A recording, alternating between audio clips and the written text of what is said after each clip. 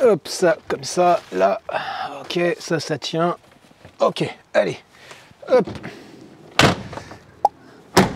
Allez, c'est parti. On part pour une petite semaine. Cette fois-ci, on emmène les vélos. Et donc, pour la première fois, je vais pouvoir tester mon premier système de transport vélo à l'intérieur du camion. Il y a 2 vélos. Vont-ils survivre à ce trajet? 350 bornes, 5 heures de route. C'est parti.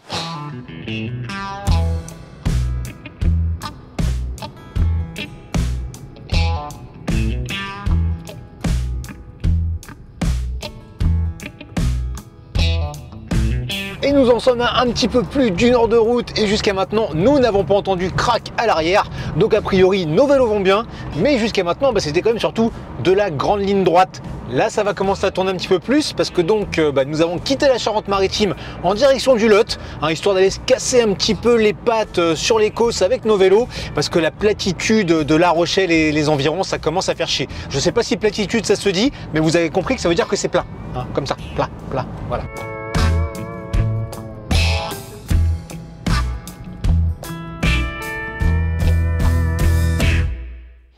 Non madame, laissez-moi tranquille.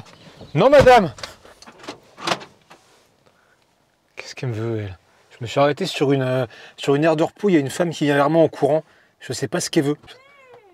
Non, j'ai pas besoin de vos services. Non. Bon, à peu près 2 heures qu'on roule maintenant et toujours pas de gros crack. Donc a priori tout va bien pour nos vélos. Mais là il fait très fin, donc on va manger un petit morceau et après je vous explique un peu mieux le principe de ce système de transport.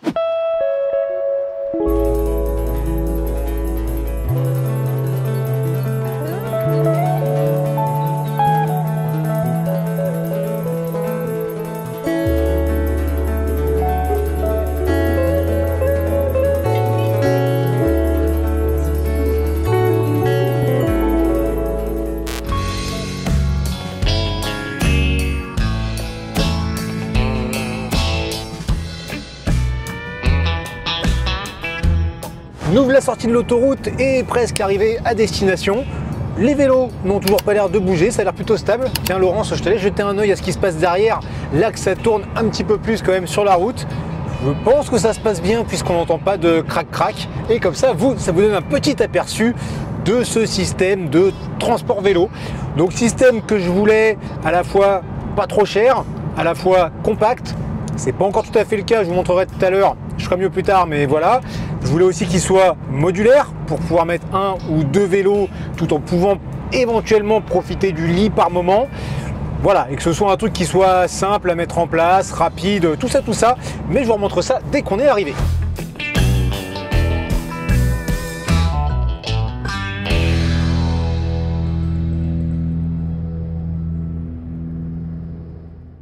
Et nous voilà arrivés, donc il est temps de vous montrer comment est-ce que j'ai fait ce petit système de transport pour nos vélos et qu'on décharge aussi tout notre bordel parce que putain, quand on part une semaine, qu'on fait du trail, du vélo, de la photo, de la vidéo, ça en fait des trucs à ramener.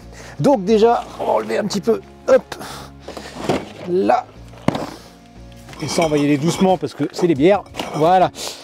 Donc ça se passe ici, nous avons une première planche de ce côté-là sur laquelle j'ai une fixation pour un des vélos. Et il y a une autre planche que nous allons aller voir de l'autre côté.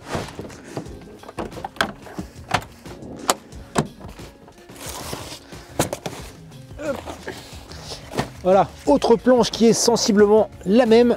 Et donc le truc c'est qu'on avait mis les sacs un petit peu dessus pour faire du poids. Parce que vous pouvez voir qu'il y a un boulon de ce côté-là pour fixer la planche dans le sol, mais il n'y en a pas de l'autre côté parce que j'ai pas tout à fait fini mon truc. Donc le principe c'est que de chaque côté, donc sur chaque planche, nous avons une fixation comme celle-ci. C'est un truc que j'ai acheté sur AliExpress, on en trouve aussi sur Amazon mais il n'y avait plus de dispo. Donc j'ai trouvé ça, ça m'a coûté 30 € pour cette pièce là avec ici un support pour la roue arrière qu'à la base je pensais mettre de l'autre côté. Et donc vous voyez cette petite plaquette, et au début j'en avais fait 4 des comme ça, donc pour pouvoir placer comme je voulais dans le camion. Donc c'était le côté modulaire dont je parlais, qui aurait permis en fait de mettre indépendamment 1 ou 2 vélos avec roue arrière ou roue avant d'un côté ou de l'autre. Bon alors déjà par rapport à nos vélos, ça c'est bien pour des pneus un peu plus fins, donc c'est pas top et ça remonte un petit peu le vélo. Donc pour l'instant j'ai pas encore utilisé, mais je garde le principe de velcro pour améliorer plus tard. Et là du coup j'ai dû faire des grandes planches parce que sur les petites que j'avais faites, en prévoyant des fixations dans le sens de la longueur, Donc comme j'ai fait là en essayant de garder un certain axe, et bah je me suis pas dit que oui, les forces elles étaient plus comme ça avec les vélos qui ballottent.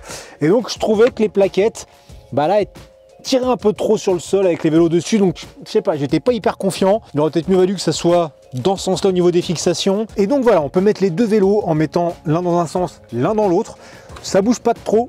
Pour attacher la roue arrière, c'est surtout important pour le vélo qui a la tête vers l'avant, parce qu'en cas de freinage très brusque, il pourrait faire ça.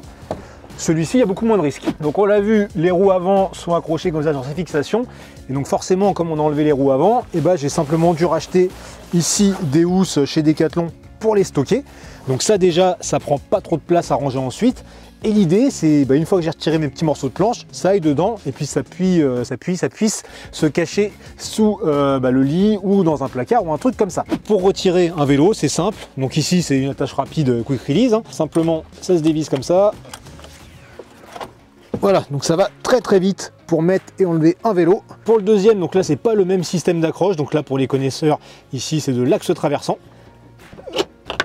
Hop. Et en fait, ces petites fixations, il y a simplement des adaptateurs là qu'on peut racheter pour avoir un type de fixation ou l'autre, histoire que ça soit compatible avec à peu près tous les vélos. Et voilà. Donc à l'heure actuelle, on voit que le matelas, je l'ai mis sur le côté parce que c'est un matelas de récup qui prend trop de place. Donc ça va pas en largeur. Quand j'aurai le bon matelas, ça sera bon. Et ici, pour démonter les supports pour les roues, enfin les trucs de fixation, simplement, c'est mis avec des vis où il faut une clé de 13 là pour les sortir. Et ça tient dans le sol, vous allez voir, avec des inserts à visser. Des inserts en fait que j'ai utilisés un petit peu partout dans mon camion, qui permettent d'avoir des points de fixation comme ça très facilement. Donc voilà, ça va vraiment très très vite à démonter. Ensuite, les vis, tout ça, ça pourra se ranger dans les housses des roues. Et l'idée que j'ai quand même de faire des plaquettes séparées pour un vélo indépendant à chaque fois, c'est aussi que ça puisse se ranger facilement dans ces housses. Là, ça fait un petit peu plus grand, mais ça reste quand même très compact. Maintenant, pour finir, parlons quand même du prix. Les housses de roue que j'ai là, elles sont à 18,90 € à peu près. Les fixations comme ça, là, ça coûte 30 € pour roue avant plus roue arrière. Donc sur AliExpress, en France, c'est plus 30 € que pour l'avant, qui au final pourrait suffire. Et puis ça se refixe simplement sur les planches en dessous avec des petits inserts à clouer, plus les inserts à visser. Donc voilà, c'est un système qui revient pas très très cher, qui est simple, qui est efficace. Là, on a fait ce premier trajet de 5 heures avec 350 bornes et des petites routes qui tournent sans casse pour les vélos a priori. Donc pour moi, c'est validé, mais ça reste à améliorer. Voilà, donc j'espère que tout cela aura pu vous donner peut-être quelques idées pour vous au vélo, ou peut-être que vous avez des idées aussi pour améliorer ce système. Donc si vous avez des questions ou des idées, tout se passe dans les commentaires. J'espère que ça vous a plu. Likez, partagez, abonnez-vous, puis à bientôt. Et là, il y a un truc exceptionnel devant nous, là, je vais vous montrer ça. Vas-y, montre-leur, montre-leur. Regardez, Apple, ils font des voitures sans permis.